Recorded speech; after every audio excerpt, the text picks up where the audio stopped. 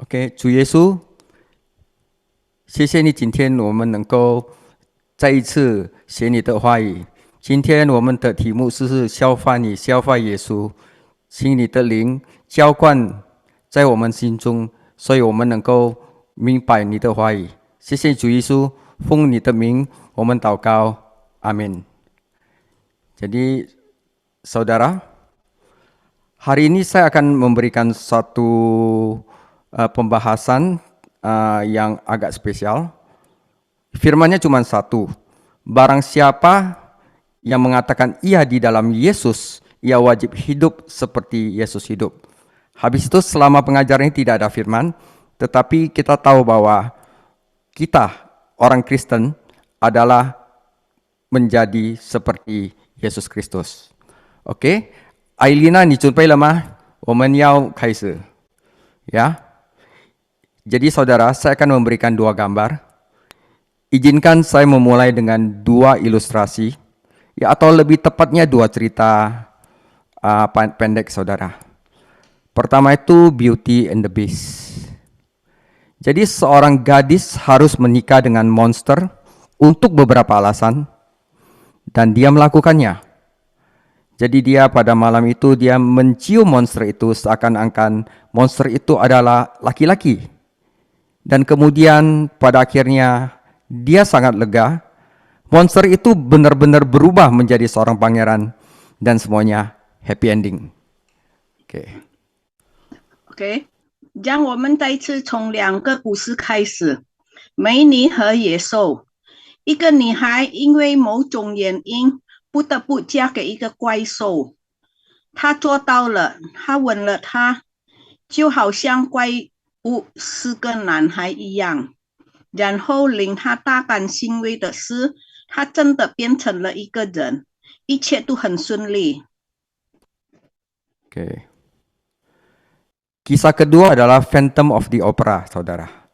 Kisah lainnya adalah tentang seorang yang harus memakai topeng karena mungkin dia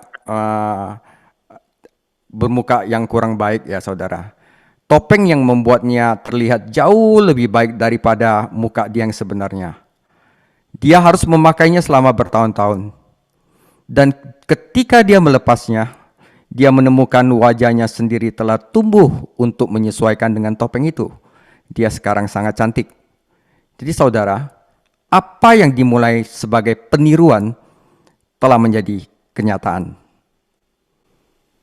另一个故事是关于一个必须戴口罩的人，面具使他看起来比实际情况要好得多，他不得不穿着它很多年。当他把它取下来的时候，他发现自己的脸已经长到适合他了。她现在真的很漂亮，最初的伪装已经成为现实。Oke. Saudara, Anda sedang meniru Kristus. Saya pikir kedua kisah ini dapat membantu mengilustrasikan apa yang harus saya katakan dalam pengajaran ini, saudara. Sampai saat ini, saya telah mencobakan menjelaskan fakta. Siapakah Tuhan itu, saudara, dan apa yang telah Dia lakukan. Jadi apa bedanya semua teologi ini dengan teologi moralitas yang membuat Anda menjadi orang yang lebih baik? Kekristenan itu bukan menjadi orang baik, saudara. Kekristenan itu adalah menjadi orang yang baru, ya. Karena itu, saudara, mari malam ini kita akan membuat suatu perbedaan. Mari kita praktekkan. Jadi, saudara, saya akan mulai. Ke depan 30 menit saya akan minta konsentrasi saudara, karena jika Anda terlewat sedikit, akan sayang sekali saudara. Oke, saya akan mulai. Saudara, saat Anda mengucapkan doa Anda, dan apapun yang Anda katakan, Anda mungkin akan mengucapkan doa Bapa kami. Kata pertamanya adalah Bapa kami. Saudara, apakah Anda sering melihat apa arti kata-kata itu? Maksudnya terus terang bahwa Anda sedang menempatkan diri Anda pada posisi seorang anaknya Allah. Karena apa? Anda memanggil dia Bapa. Terus terang saudara, Anda sedang meniru Kristus. Anda sedang berpura-pura menjadi Kristus. 我认为这两个故事可以帮助说明我在这次书写中要说的内容。到目前为止，我已经尝试解释施舍神是谁，以及他做了什么。所有这些神学与使你成为更好的人的道德神学有何不同？今晚将会有所作为，让我们来练习。当你说你的祷告时，而且无论你说什么，你可能都会说主祷文。第一个词是我们的父。现在你明白这些话的意思了吗？坦率地说，重点是你把自己放在神的孩子的立场上。坦率地说，你正在效法嫉妒，你假装是嫉妒。Yes. Karena tentu saja begitu kita menyadari arti kata-kata itu, kita menyadari bahwa kita sebenarnya bukanlah seperti anak Allah. Anda bukanlah makhluk seperti anak Allah yang sejati, yaitu Kristus Yesus yang kehendaknya itu menyatu dengan kehendak Bapa. Kita dulu adalah sekumpulan manusia yang penuh ketakutan, kekhawatiran, keserakahan, iri hati, dan kesombongan yang berpusat pada diri sendiri yang semuanya akan menuju kematian. Sehingga saudara, di satu sisi kita berdandan seperti Kristus ini adalah bagian dari sisi yang bertolak belakang. Tetapi saudara, ada hal aneh adalah bahwa Tuhan Yesus sendiri telah memerintahkan kita untuk melakukannya, untuk memanggil Allah adalah Bapa. Mengapa? Apa gunanya kita meniru dan menjadi seorang yang bukan diri kita? Nah saudara, bahkan pada tingkat manusia, ada dua jenis kepura-puraan. Ada jenis buruk, seperti ketika seorang pria berpura-pura dia akan membantu Anda, tetapi dia pada akhirnya sebenarnya tidak akan membantu. Tetapi ada juga hal yang baik di mana kepura-puraan, peniruan mengarah ke hal yang nyata, saudara. 因为当然，一旦我们意识到这些话的含义，我们就会意识到我们不是上帝的孩子，你不是像神的儿子耶稣基督那样的受造物，他的意志与天父的意志合一。我们是一群充满以自我为中心的恐惧、担忧、贪婪、嫉妒和骄傲的人类，所有这些都会导致死亡。因此，一方面穿得像基督是另一面的一部分，但奇怪的是，主耶稣命令我们这样做，为什么？假装成不是你的人有什么意义？现在，即使在人类层面上，也有两种伪装，还有一种很糟糕的情况，譬如一个人假装会帮助你，但最终却没有帮助。但有一些好的，假装到这真实的事情。Oke. Sekarang saat Anda menyadari bahwa inilah saya sedang berpakaian seperti Kristus, sangat mungkin Anda segera melihat suatu cara di mana saat kepura-puraan akan menjadi kurang dari kepura-puraan dan akan menjadi kenyataan. Ada kemungkinan suatu hari, bukan kemungkinan, Tuhan Yesus menghendaki kita bahwa suatu hari kita akan menjadi seperti Yesus Kristus. Anda akan menemukan beberapa hal yang terjadi dalam pikiran Anda kita akan dirubah, saudara, yang tidak akan terjadi jika Anda benar-benar anak Allah. Jadi, Yesus Kristus sendiri, anak Allah yang adalah manusia, yang sama seperti kita, dan Allah sama seperti Bapaknya, sebenarnya saudara, Yesus Kristus itu ada di sisi kita, dan pada saat itu sudah mulai mengubah peniruan kita, kepura-puraan kita menjadi kenyataan. Saudara, ini bukan khayalan di mana cara untuk mengatakan bahwa hati nurani Anda yang memberitahu Anda bahwa hal yang bagus untuk dilakukan. Bukan itu, saudara. Jika Anda merasa itu adalah hati nurani Anda hanya mendapatkan di satu level perbuatan, saudara. Tetapi jika Anda ingat bahwa ada sesuatu di dalam Anda yang berubah, dan Anda ingat bahwa Anda sedang berpakaian seperti Kristus, maka Anda akan mendapatkan hasil yang berbeda. 现在，当你意识到我在这里打扮的像基督时，你很可能很快就会看到一种方法，让伪装不再是伪装，而是成为现实。你会发现一些事情在你的脑海中发生。如果你真的是神的孩子，这些事情就不会发生。耶稣基督本人，上帝的儿子，他是人类，就像你一样，和上帝就像他的父亲一样，实际上就是你身边在哪一刻已经开始将你的伪装变成现实。这不仅仅是一种妄想，是说你的良心在告诉你该做什么。如果你这世界的则符合你的良心，你会得到一个结果。但如果你记得你的穿着像基督，你就会得到不同的东西。 Oke, itu adalah hal yang berbeda. Jadi ada banyak hal yang mungkin tidak dianggap salah oleh hati nurani Anda, tetapi jika Anda berpakaian seperti Kristus, maka itu mungkin menjadi hal yang salah, khususnya hal-hal yang ada di dalam pikiran Anda. Tetapi apa yang akan segera Anda lihat tidak dapat terus Anda lakukan jika Anda sungguh-sungguh berusaha untuk menjadi seperti Kristus. Dengan kata lain, kita sedang mencoba menangkap infeksi yang baik dari seseorang, yaitu Kristus. Jadi ini seperti kayak kita melukis satu potret di dalam diri kita daripada kita mematuhi seperangkat aturan.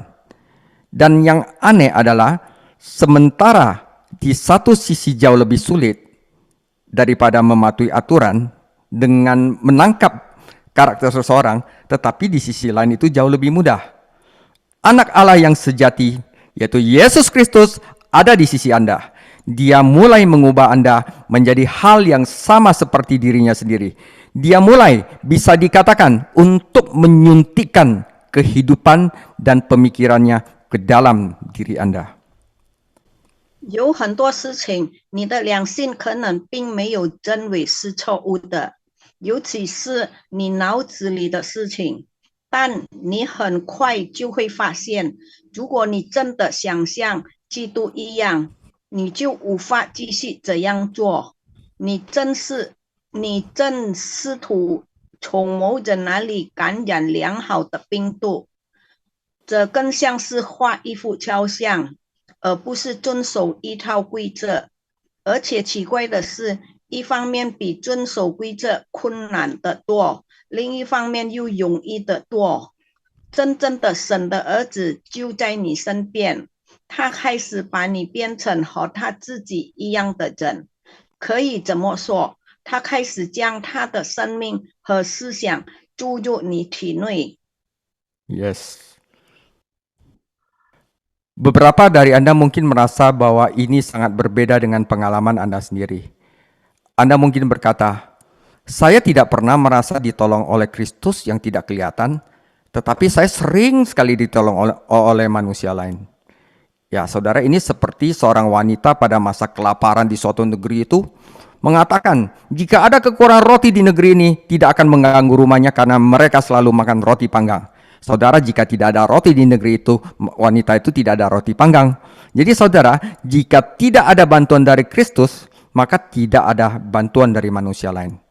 Jadi jika kita menerima bantuan dari orang lain, itu semua adalah bantuan dari Kristus. Saudara, Tuhan Yesus bekerja pada kita dalam segala macam cara. Tidak hanya melalui apa yang kita pikirkan sebagai kehidupan religius kita, saudara. Dia bekerja melalui alam kadang-kadang, melalui tubuh kita sendiri, melalui buku, melalui pendalaman Alkitab, saudara. Bahkan apapun yang kelihatan anti-Kristen pun, Tuhan Yesus bisa bekerja di dalamnya. 你们中有些人可能会觉得这与你自己的经历有很大不同。你可能会说，我从未感觉到过一位看不见的基督的帮助，但我经常得到其他人的帮助。就像大饥荒期间，一个女人说，如果面包短缺，也不会打搅她的房子，因为他们总是吃面包。如果没有面包，就不会有突视；如果没有基督的帮助，就不会得到其他人的帮助。他以各种方式对我们起作用，不仅仅是通过我们所认为的宗教生活，他通过自然、我们自己的身体、书籍、圣经研究，甚至任何看似反基督教的事物来工作。Oke, saudara. Tetapi di atas segalanya, Tuhan Yesus bekerja pada kita melalui satu sama lain, melalui sesama orang percaya. Saudara, manusia itu adalah pembawa Kristus kepada manusia lain. Kadang-kadang pembawa sendiri itu tidak disadari. Penularan yang baik ini dapat dibawa oleh mereka yang bahkan belum tertular sendiri, saudara. Jadi kadang-kadang kita dapat mengenal Kristus, kadang-kadang bukan hanya dari orang Kristen, kadang-kadang bisa jadi dari orang yang bukan Kristen, saudara. Nah, contohnya saya, saudara. Orang yang bukan Kristen, bahkan yang membantu saya menjadi Kristen. Tempat saya paling bertumbuh di dalam Yesus Kristus adalah bahkan tempat yang hampir semuanya itu bukan Kristen, saudara. Yaitu di Bogor ini, saudara. Itulah mengapa gereja seluruh tubuh umat Kristen saling menunjukkan dia kepada satu sama lain itu sangat penting, saudara. Anda mungkin akan menyadari bahwa ketika dua orang Kristen mengikuti Kristus bersama-sama, bukan dua kali lebih banyak Kristus yang dinyatakan seperti mereka ketika mereka terpisah. Tetapi jika ada dua orang saja yang mengikuti Kristus bersama-sama, bisa jadi 16 kali lebih banyak Kristus yang dinyatakan, saudara. 但最重要的是，他通过杯池为我们工作，通过信徒同工。人类是将基督传播给其他人类的载体，有时承认人并不知道这种良好的传染可以由那些自己没有感染的人携带。即使是帮助我成为基督徒的非基督徒，我在它里面成长最多的地方，甚至是最非基督教的地方。这就是为什么教会整个基督徒团体互相指出它如此重要。你可能会注意到，当两个基督徒一起跟随基督时，基督的显现不是他们分开时的2倍，而是16倍。Oke. Tapi jangan lupakan ini. Kadang-kadang kita sebagai orang Kristen baru, wajar, saudara, untuk tidak melihat Kristus di dalamnya. Pada awalnya wajar jika bayi minum susu ibunya, merem, saudara, tanpa mengetahui siapa ibunya. Itu sama wajar bagi kita untuk melihat manusia yang membantu kita, tetapi tanpa melihat Kristus di belakangnya, saudara. Tetapi kita tidak harus tetap menjadi bayi, saudara. Kita harus terus mengenali pemberi, yaitu Yesus Kristus, yaitu pemberi yang sebenarnya. Ini adalah kebodohan atau kegilaan untuk tidak melakukannya. Karena jika tidak, saudara, jika kita tidak pernah mengenali pemberi kita, yaitu Yesus Kristus, dan tidak berusaha untuk menjadi seperti dia, kita akan bergantung pada manusia. Dan itu pasti akan mengecewakan kita. Yang terbaik dari manusia pasti membuat kesalahan dan seluruh manusia akan mati. Memang kita harus berterima kasih kepada semua orang yang telah membantu kita. Kita harus menghormati dan mencintai mereka. Tetapi saudara, ya ini penting saudara, tetapi jangan pernah menggantungkan seluruh imanmu pada manusia manapun, saudara. Bahkan jika dia adalah orang yang terbaik dan orang paling bijaksana di seluruh dunia. 但不要忘记这一点，起初婴儿在不知道母亲是谁的情况下喝母乳是很正常的。我们很自然地看到人类在帮助我们，却没有看到他们背后的基督。但我们不必一直是婴儿，我们必须继续认识真正的给予者。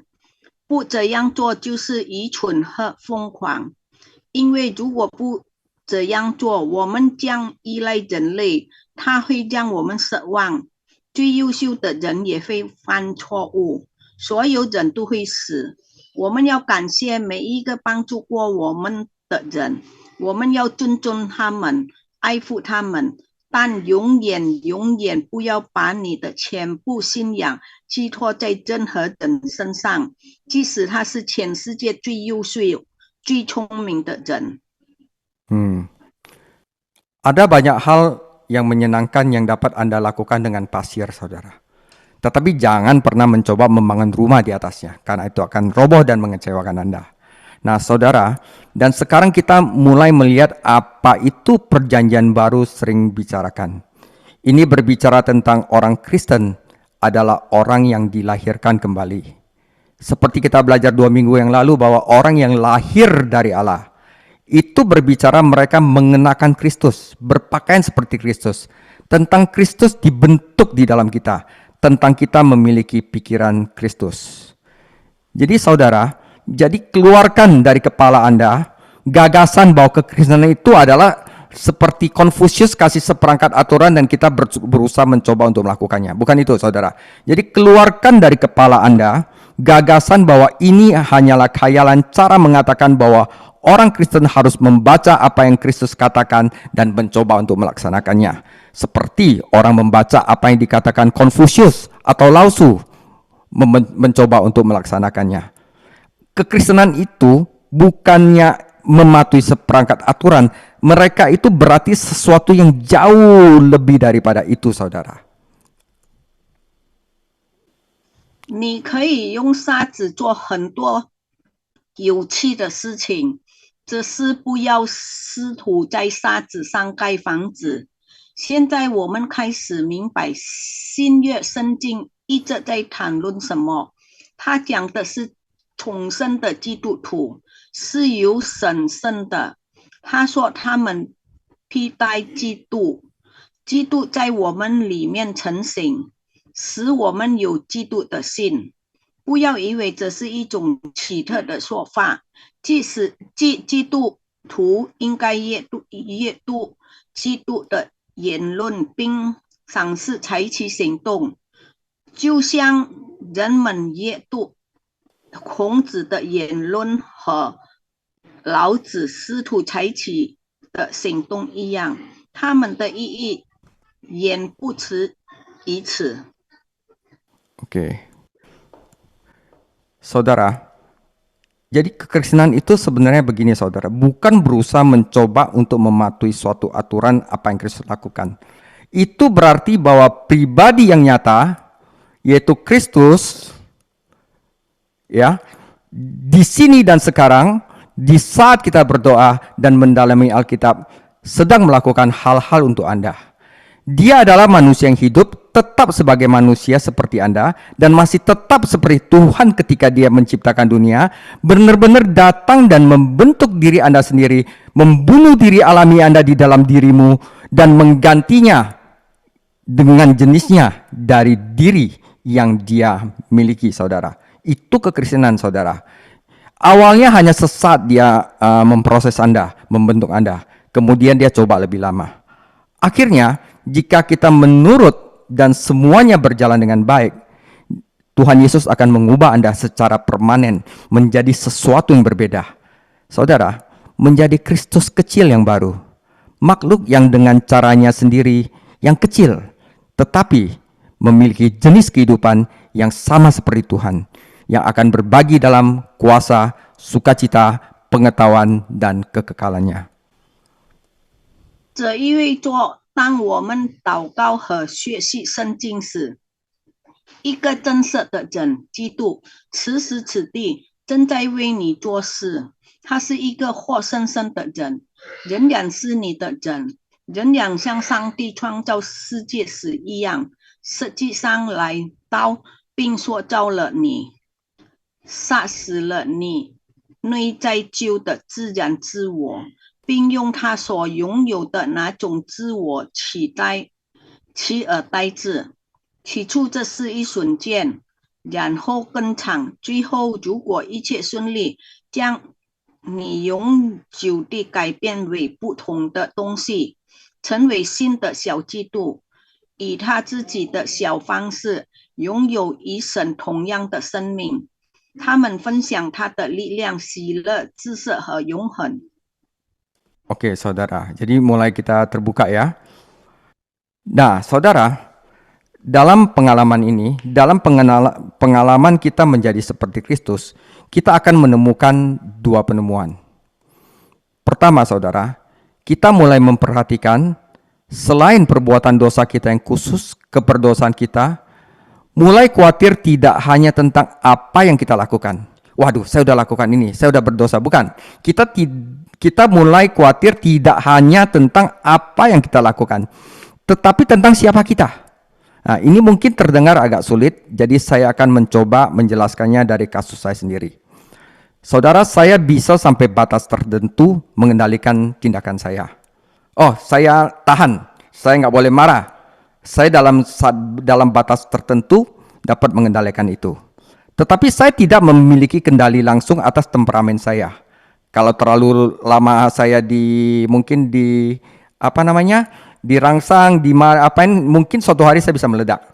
Itu karena saya berusaha mencoba melakukan itu.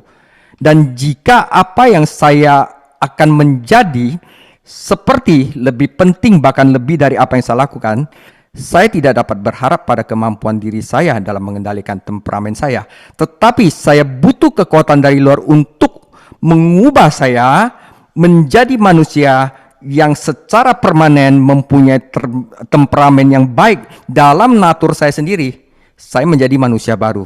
Jadi saya tidak perlu untuk susah-susah mencoba untuk mengendalikan temperamen saya, karena Kristus telah mengubah saya menjadi seorang manusia yang mempunyai natur yang dapat mengendalikan temperamen. Begitu saudara bedanya. Oke. 在这次经历中，我们会发现两个发现。首先，除了我们特定的罪恶行为之外，我们开始注意到我们的罪性，不仅要开始担心我们做了什么，还要担心我们是谁。这听起来可能有点困难，所以我会尝试从我自己的案例来解释它。我可以在某种程度上控制自己的行为，我无法直接控制自己的心情。如果我即将成为的人比我所做的事情更重要的话，我不能靠自己的能力来控制自己的脾气，但我需要外在的力量来把我变成一个本质上有好脾气的人。我成为一个新人类。Amin. Oke, jadi kita bukan untuk menjadi orang baik, saudara. Kalau kita menjadi orang baik itu berarti kita berusaha dengan kekuatan sendiri. Tapi dengan kekuatan Kristus kita menjadi manusia baru, saudara. Seperti itu, saudara. Nah, kedua, dan ini juga berlaku untuk perbuatan baik saya. Apakah saya berusaha menjadi orang baik atau kebaikan saya sudah menjadi diri saya? Beda, saudara.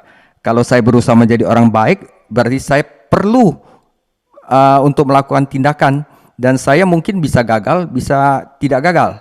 Tapi jika kebaikan sudah menjadi diri saya pasti berhasil, saudara. Nah, dengan ini pertanyakan berapa banyak dari kebaikan kita dilakukan dengan motif yang benar?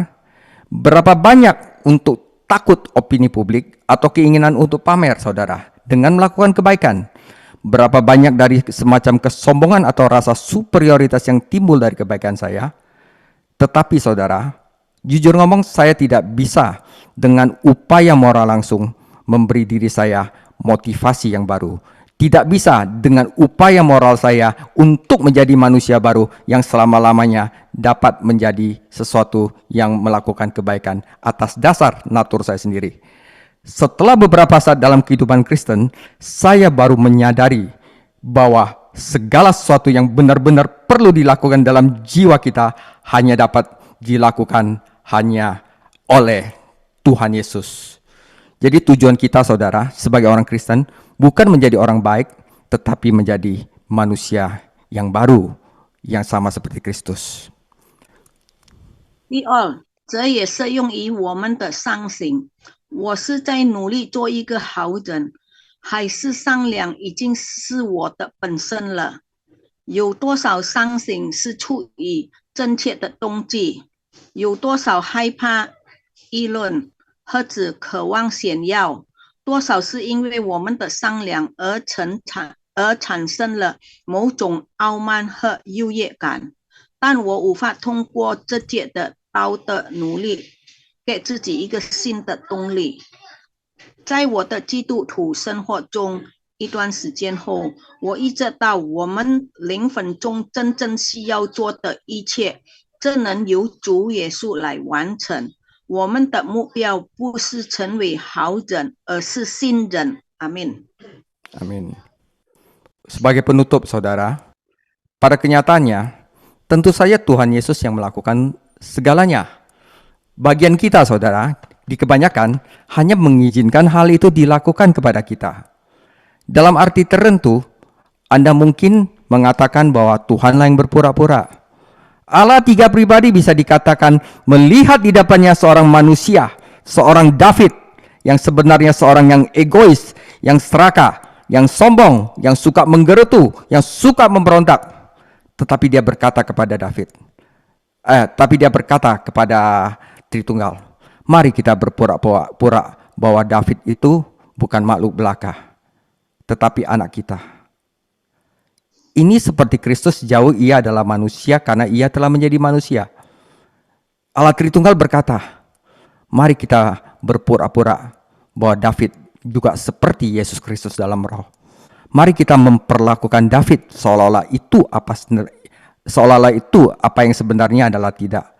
Mari kita berpura-pura untuk berpura-pura sehingga David dapat menjadi seperti Yesus Kristus. Di mana David berpura-pura telah menjadi kenyataan bahwa David telah menjadi sama seperti Tuhan Yesus. 当然，实际上一切都是主耶稣做的。在大多数情况下，我们只是允许这种事情发生在我们身上。从某种意义上说，你甚至可以说这是神在冒充，可以说三位神在他面前看到的实际上是一个自私、贪婪、骄傲、抱怨和叛逆的人。但他说，让我们假装这不仅仅是一个生物，而是我们的孩子。就他是人而言，他就像基督，因为他成为了人。让我们假装他在灵里也像他一样，让我们将其视为施舍，并非如此，让我们假装真实。 Oke. Jadi Tuhan Yesus itu memandang Anda seolah-olah Anda itu masih Kristus kecil. Dan Yesus Kristus sendiri yang merupakan Allah sejati berdiri di samping Anda untuk mengubah Anda menjadi seperti Dia, saudara. Saya berani mengatakan gagasan ilahi ini memang terdengar agak aneh. Pertama, tapi apakah ini sangat aneh? Bukankah semakin tinggi seseorang selalu ingin menaikkan orang yang lebih rendah? Kalau itu adalah Allah. Tetapi kalau itu setan, bukankah orang itu selalu ingin menjatuhkan orang lain? Beda setan sama Tuhan itu seperti itu. Ya, tetapi jika seseorang mengasihi seseorang atau sayang seseorang, dia selalu ingin menaikkan derajat orang itu ke level yang lebih tinggi. Seperti seorang ibu mengajari bayinya untuk berbicara. Dengan berbicara padanya, Dede ciku, udah makan belum? Ya nanti mami akan gini-gini, seolah-olah bayi itu mengerti.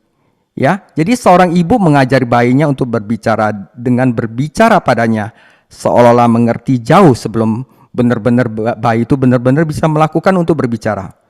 Seperti ini juga, saudara. Kadang-kadang kita mempunyai anjing, saudara.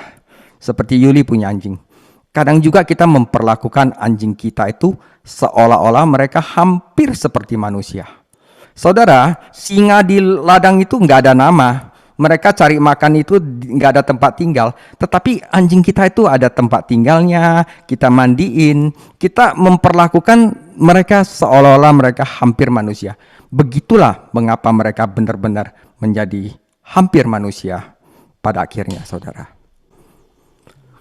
神看着你，就好像你还是一个小基督，耶稣基督站在你身边，要改变你，让你变得像他一样。